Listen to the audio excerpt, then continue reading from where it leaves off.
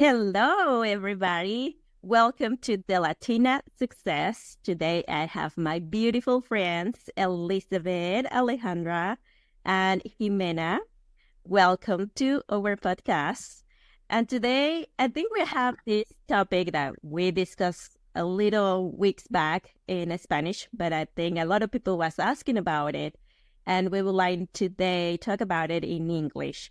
Like who, as a company, how we build our mission and our values. And I think also an individuals, how we find the right company, how we match our values, our mission in that company, what our role is gonna be playing. I'm gonna open the microphone here, with my friends, and we're gonna be chatting about this. Awesome. Yeah, I think it's a really good topic. Over the years, as working as a customer success manager and being in different companies, there's a lot of companies that have different values, like you said, right? So there's values such as like transparency, which I think that's one of the, for me, it's one thing that I look at, right? When looking at companies is making sure that they're transparent with you as far as, being honest with you, having that being able to like share your feedback and being open about, what you're thinking and being able to like express yourself when you have either, sometimes a disagreement or something that you don't really like. I think for me, that's an important value that a lot of companies might not have as a mission, but I think some companies do. And I think that's important. Yeah. And have you encountered, because I think probably a lot of companies just made up values, right, in order to look good. But what about when you find out, like, oh, this company talks about transparency in their values, and they are asking me to be transparent, but when I ask that, they don't, Mm-hmm. they don't give me that transparency. What happened there, right? And I have been in that place before, to be honest. And it's like, okay, I mean, we're talking about being transparent. What about you transparency to me, right? Who you're talking Mm-hmm. really what is gonna happen. Yes. Yeah, and I think, a lot of times too, another thing besides transparency is like culture, that a lot of people talk about culture and being like a friendly culture. Like you said, what about when you come into a company, right? And there's not really, that team culture that they say that everybody has. And then you're kind of left on your own to decide, do I want to stay here or do I want to move? So How do not you know? only looking at companies and what their value is, but also when you are starting your own business, and I know, for example, Elizabeth, myself, and other people in the group that are starting our businesses, like trying to think about what our core values are and how we're delivering our services as well. But Yeah. I think it's important about that. How do you know it's a good fit, the culture, if I do not know myself? Because many people come, and I think customers also tend to um, try to find an objective. But if I don't have an objective in my personal life, how can I know that the culture is not a good fit? Or perhaps it's because I didn't know that and I'm not liking it in the process, right? So many people tend to judge uh, enterprises and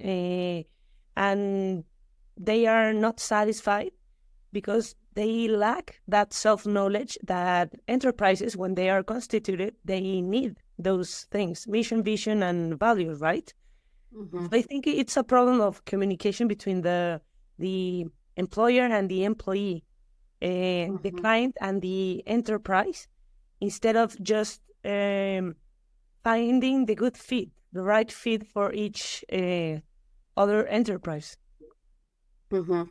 Yeah. What I would add to that is all great valid points because it relates to when, as an example, it relates to when you're looking for a job, right? How do you ensure that the company that you're applying to, that you're interested, aligns to something, right? And what I've always told everyone is like when I look for a job where any opportunity came up to me, I always try to look at, the people, the technology, and the product. And within those three areas, there's a lot that you can look at in terms of what you like. Because, in our world, we're dealing with a lot of technology. What kind of technology you're dealing with? Is it interesting to me? Is it something that I feel passionate about? From the tech perspective, is it the people? Where are they coming from? Is there anyone there that is kind of like me, perhaps, if that's important to me? Or what has been their history? That's where you start doing your own research, because we have to be accountable for this, right? You do your own research. It's very easy to look at people's, companies and who their leadership team is. You start looking at their background. What are they posting about? What are they saying? How do they show up for the community? Because a lot of it's related to the community. And then, the product. What is this product doing for? Is the mission of the product aligned with something that I find valuable for me? Because you're going to have to embody this. When you join a company, it's an extension of you.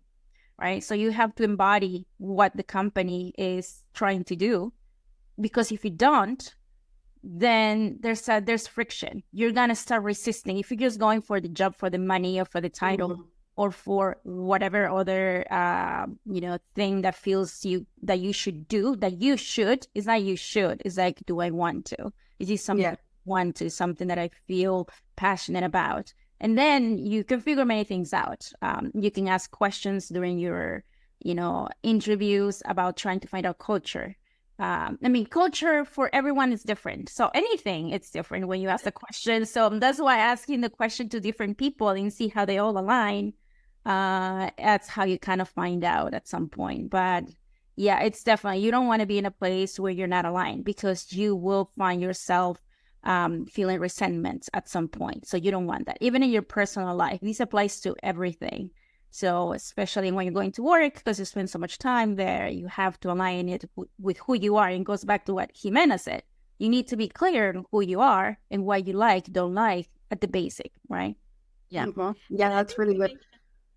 Sorry, I think you mentioned something very important about the branding of the leadership, the branding of the company, right? Which is not just what they are selling to the end customer, who really they are, right? What they are really giving to the community. And I think especially right now in LinkedIn, right? It's very easy, like you say, follow out that person who is in the leadership position and see what they care about, what they are posting. Are they helping people really? Are they being transparent, right, with the people? Whatever is your value, how you admire that person who is there, right? What is really they are showing their interest. Even that doesn't mean that the person needs to be posting every day, right? But they can be liking posts, what they like about. Do you really like what they are liking, right? And that's very easy to start really understanding people, what they care about. And also, I will say it's important for the companies to understand, and the leadership understand that is important too, right? Like you cannot just say, oh, because I am the CEO, I don't care, I can do whatever, or I cannot do anything, right?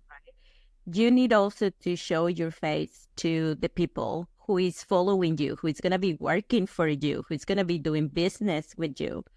And that is important to understand who I am in this leadership position, who I am in this role in the company, who also my employees are going to be reflecting that, when they're working for me, what people is going to see, who is working for me, who is my team, right? Who I'm building that personality also in the company. Yeah. And I think it's important to, as you're interviewing, not only to focus on when the interview, you asking the right questions in the interview, but one thing that I like that you said, Elizabeth, is like going outside of that, right? Like you were also mentioning that, like following people and looking at what they're posting. Something that I like to do is reaching out to people that either have worked at the company or are working in the company to find out what they're saying, what they feel like, how they're being treated, right? Because a lot of times, they might have like a really good, you can say like facade, right? Where everything looks amazing, but then you talk to people inside the organization and maybe they're not happy, right? Because they're not being heard or something is, broken in that process. So you also don't want to go through like the whole interview process and focus, oh my goodness, they're paying really good, the role is 100K and up, but then you talk to someone and they're like, I'm unhappy here, it's a toxic work environment. So like taking those extra steps, not only during the interview process, but thinking outside the box and asking people that have worked there or are working there. And also, I see one of the main problems about that is this idea of the culture is something that is practical. It's something that you need to do. If you need to greet the customer, greet the customer. If you need to tell them how they feel, then you need to do it. And it's something that it's really concrete, and it's something that is the ethical codex in every company. One of the main problems I see is that if you are not aligned with that mission and vision of that enterprise, of that a work environment, or even if you are a CEO, what type of environment do you want? It's not something that it's born out of spontaneously. You need to plan it. You need to establish what things do you want and see how people align, because that is one of the main things that clients, I don't know, they kind of have a special sense, smell, or I don't know, intuition, that they know how they are being treated by a person, if it's authentic or not. Have you ever been to a store, and if you don't look like they want to, I don't know, the idea, they treat you badly, kind of a Pretty Woman style, right? Well, you don't look nice, you don't look like our other customers, and they treat you badly. They kind of want you to leave. And that's a sell strategy, and that's okay. But it's something that sometimes it hurts the brand more than the customer only, or even the employee.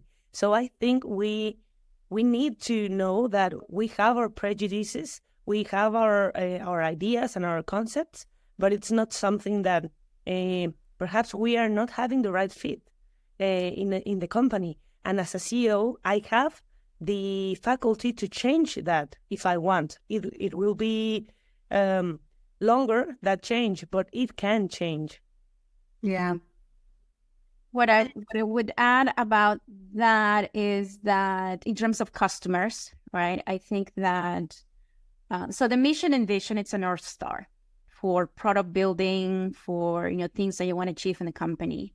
But from the day-to-day, like when you are in it, what you live and breathe, it's the culture, meaning as like how people behave, how, you're treated, how you treat others. And I'm going to say there's no right and wrong, because everyone's in their own journey in a way. And everybody, is faced with challenges and things on a day-to-day and a minute by minute. So I'll just leave it there. But well, you react and act according to what's in your environment. So the culture, right? So for the customers, a byproduct of what happens within this culture is how they're treated. So as a very, I guess, extreme example, if you have a very toxic culture, and we can say, I think toxic, I think people would understand that is, people are not being heard, they don't feel appreciated, or they are overworked, probably unreasonable things happening where the employees do not have the energy or the ability to manage the customer experience the best way they can, because, and as a byproduct of this culture imbalance, customers suffer, as in their needs are not met, the experience is poor, or their struggles, things are, mishandled because of overwhelmed, things like that. So it's direct, there's a correlation between how company is aligned internally to what happens to the outside organization, meaning the customers and how they're being serviced.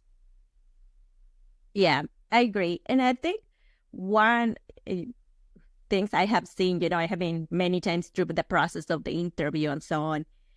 And during these long processes that they have right now, is they don't ask you anything about that, right? They never make sure that you are really a fit in that culture or that mission or that values. They just want to see, oh, are you the expert? Are you the right person, professional? Do you have all this experience? And guess what? I have seen the best people, right? The smartest people that doesn't fit in that culture. And they come and they have all these smart ideas, but guess what? They don't feel that they want to work there because when they realize the environment doesn't match their missions, it's not working, right? And you waste all the time, the person, also the individual wastes all the time in interviews, onboarding process, to later realize this is not the place I want to be, right? So how also the companies are making sure that they're not just bringing the best talent in terms of skills and so on, but also the best talent for the mission, for the values. And I think it's something that people need to start working on. The same, and now I think you, Alejandra, say it, right? How can I just ask the person who is working there?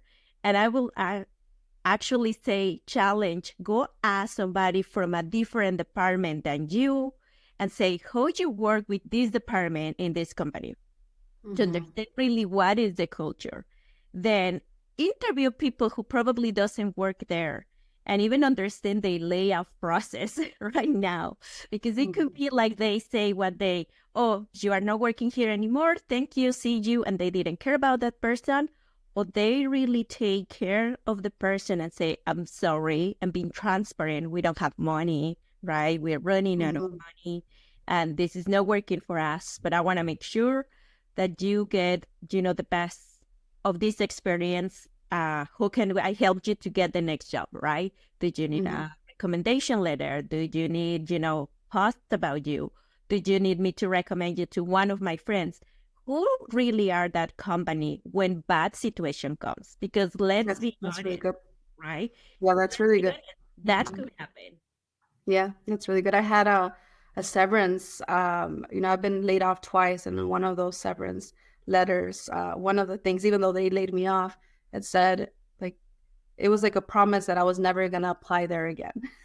So that says a lot about a company, right? It's like, okay, you laid me off, but then you're making me sign something that says I'm never gonna work for you again. So that I really like that. I think a lot of times we don't think about that. Like what happens if it doesn't work out. I don't know what company it was on LinkedIn, but they had something on the job description that said, if this role doesn't work out for you, we will give you like a 1-month severance.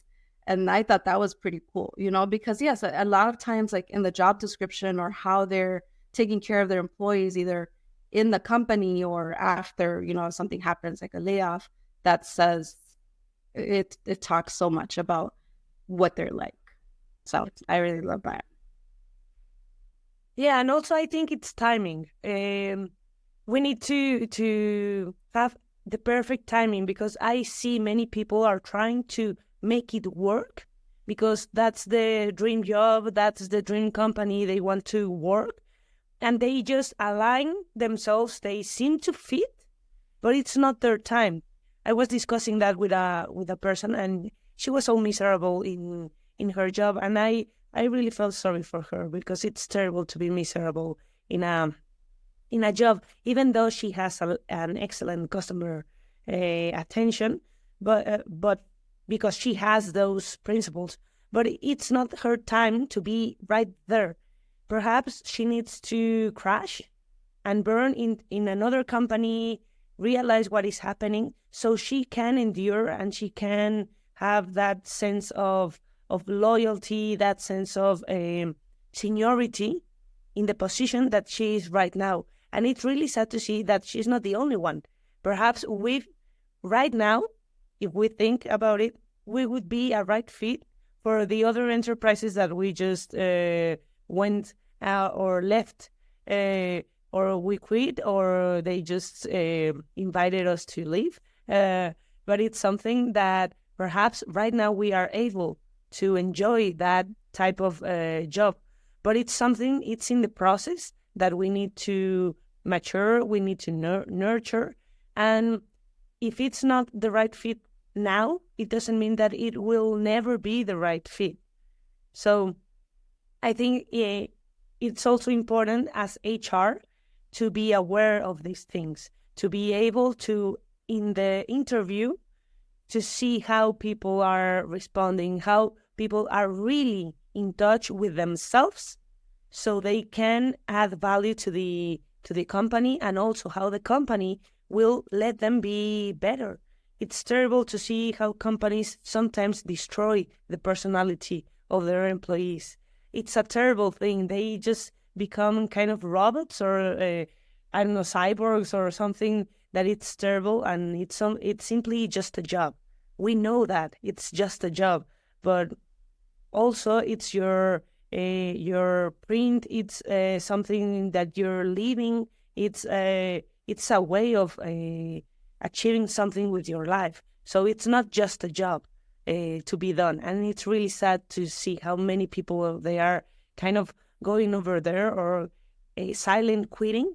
That it's something that it's now more heard of in the enterprise, and it's not that. You don't need to just work because you need to pay some debts. It's your life. It's how people will relate to you from the present and on the future, right?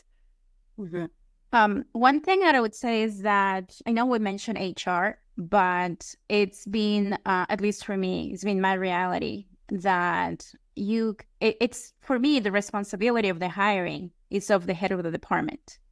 Like the leader of that department, it's different levels, right? But as the head of the department, you set that tone, or like what are the core areas that need to be looked at? Because you have to partner with HR. I mean, to be honest, HR cannot be an expert on every single department that exists in a company. That's just not possible. That's just never going to happen. So we cannot put the responsibility on HR to finding the right fit. They can at best try to be a filter, because they're going to think of sales. They're bringing leads of potential candidates. But as a leader, you have to create a list of things to look for. And it's going to be different for every department. And it's going to be different for what you're trying to build. If I'm building a new customer success team where there's been none, I need to find, there's people's traits that they would have. They're very specific for that stage of the department I'm trying to build. If it's a more mature one, it's a different one. And the type of customers that I'm going to deal with, it's a different one. So that's why leaders have to be involved. They are the ones that know what people would be able to help augment what you already have, because that's what you're trying to do. You're trying to be people that are going to empower the rest of the team. They're going to lift everybody up one to another, and you're going to learn from different perspectives. That's what, for me, diversity from all different levels, age, gender, vision, backgrounds, was very appealing, because that brought a different angle for doing things, especially in what we do. There is not a lot of playbooks, that you have to create the playbooks. And when you're building something, such as like that's been my career, building things, I need to have people that align with that mentality, because you come to a place that potentially there are no resources. We have to think creatively. You have to be okay with it. You have to see the challenges as opportunities. So you need to provide that basic footprint of a potential candidate to HR. And then you have to be really involved in your hiring, because that you are responsible as a leader. You are responsible for that hire, for that employee success, but you're also responsible for making it as transparent as possible, to make sure that person knows what they're getting themselves into. And that's always what was very present for me. I need to be fair to this person, that paint the right picture, because I know that if I don't, they come in, it won't work out. And all the effort and work and energy that goes into bringing somebody into a company, just for them to leave a few months later, is not worth it. It's just not. Yep. Yeah. And I think also I don't know if you have been through this, which honestly, I hate politics, right? That's, to be very honest. And I have seen cases where it comes a new leadership and brings all the people with them, right? Start putting their people in their positions. And it's just terrible for the whole culture, because I have seen people who has been trying to work out to get this role or to get this promotion, and comes this new person and say, I don't know you. I don't know what you have done. I don't think you are doing the right thing. I'm going to bring somebody that I know is going to make it. Oh my God. That is the worst thing you can do. And what happened? You are messing up with all that work culture. You are, which is fine, right? You want to bring the people who is like you, right? As a leadership, you want to try and start bringing that people. But also the other reality is what happened with the human side of the company, with the feelings of how people who has been doing process or things in one way, and you suddenly came and say, no, that doesn't work. Let's do all totally different. And again, also without having that empathy, right? Without really looking at the journey of that person. In startups, I have seen this many times where people come, starting working from the ground, sleepless nights, weekends, all that, because you're building a startup. And the startup comes with a position where they need more people with experience, where you bring leadership. And this leadership say, oh, you haven't been doing customer success for 15 years, right? And you never have been having a team more than 100 people. You don't deserve the position. I want to bring somebody who I know has done it. And then I see the big failure because, yes, they come with all this experience, but zero humanity and zero experience with the startup, with how the startup started, with how really the product is, what person really has been doing with the client, right? And that sometimes is just funny for me to see how that messed up the whole thing. Yeah, and I think that's one of the main things about the startups, right? Because we tend to kind of find the expert, but the problem is if the expert is not used to or habituated to the lifestyle of the company, even though it's a startup, there are big flops. It's something that people are discouraged because as a startup, it has two sides. One is a great one because we can grow. Whatever you want, we can grow, and it's kind of an easy way out to do things because there is a promise of success. There is a promise of you will be the director, you will have a team of 100 people. No, that's the idea. That's dreaming, aiming high, right? But the other part is nobody feels the expert. So they bring people from out there, even though they have that experience, they don't see the startup as something that needs to be nourished, needs to be taken care, and timing to see how much will they bring. They just simply go like, oh, I just made $1 million with in 1 week with this enterprise. Yes, but that enterprise perhaps had 5 years, 10 years. That's not a startup. And the startups, to become an enterprise, at least it needs to have 3 years running and to be stable, to be able to commit and have an idea. And so the people having the startup, learning the job and realizing what is happening, even though you have your experience or perhaps it's your first job, becomes something familiar. So when somebody else intervenes and just, no, that doesn't work. No, it needs to be kind of like in a doctor. Tell me your habits. Tell me how you are. Where do you live? What do you eat? Something like that. So I can intervene. And I think that is one of the main things, the main problems of getting people from outside and not considering the talent that has grown and has been performing within.